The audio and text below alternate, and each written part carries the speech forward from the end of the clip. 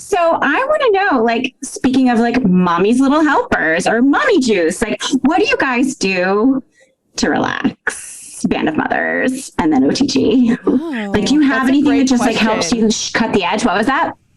Yeah, it's a great question. It's definitely evolved over the years. Our daughters are 10 and Shay's son is 8. And so it's gotten different as our kids have gotten older. We've been talking about it a lot. Yeah, because we used to drink a lot. All the time. I never drank so much in my life as when I had a baby. I mean, yeah. Espresso martinis were invented for moms. I didn't drink by myself during the day, I don't think, but I would get together with my other best friend and neighbor, and it would be like 3:00, and by 3:30 we'd be done with a bottle of Chardonnay, and the kids are just running outside. Which we try not to play into the whole mommy wine culture. I think that there is something toxic about that, but then we also feel like, and this was pointed out by our friend who hosts Why Mommy Drinks, because we talked about the title of the show, and she's like, I'm really sick of mommy wine culture. There isn't daddy beer culture. People are going to cope the way they have to cope. And when you're a brand new mom with tiny little kids and you're being responsible, okay, so you have some wine because you're fucking burnt out. And that's, the whole point of this conversation, right? Like I definitely was really depressed when my son was born, and he was born. My daughter was 9 months old when I got pregnant with my son. And we moved from New York City to Denver, Colorado. And then I had this kid who was not even remotely as easy as my other kid.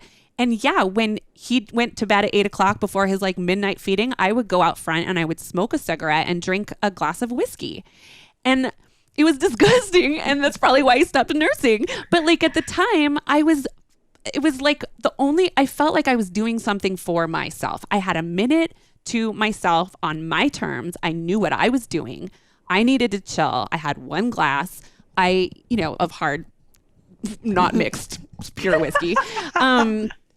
And that was how I coped. Now it's different. Now I think there's a lot more tools than there were 10 years ago. Mental health is much more at the forefront. Now I'm actually, just because of hormonal levels and things like that, and just the stress of COVID and what happened to our business, I take Zoloft every day. And that's my magic, honestly. And I think people should be more open about that. And that's why we're talking about it. Yeah, it's funny. I think as you get older too, for me, booze is just getting less and less interesting to me as I don't crave it like I used to. I don't need it. I don't feel I could bounce back from drinking. I can't as much anymore. And I've also had a deep dive into spirituality in the last 2 years. And so I'm finding that there's other, like, I am experiencing like a higher vibration that I prefer to stay in.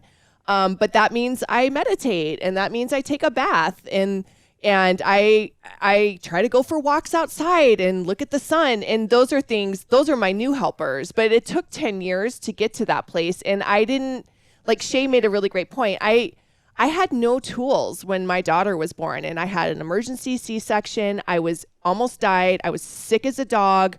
I had horrible postpartum that nobody knew. And, I didn't even realize until way after the fact. And I was a type A, thought I had to be super mom, beat myself up from the minute she was ripped out of my stomach.